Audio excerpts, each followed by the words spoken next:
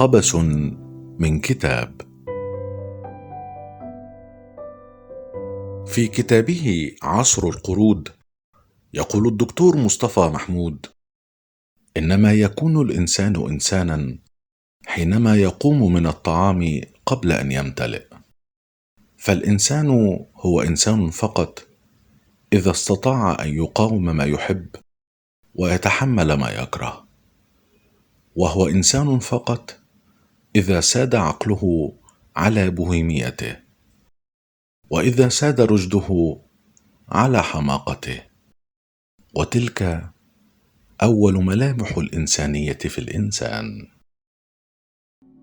قبس من كتاب، برنامج يعده ويقدمه أحمد شاهين.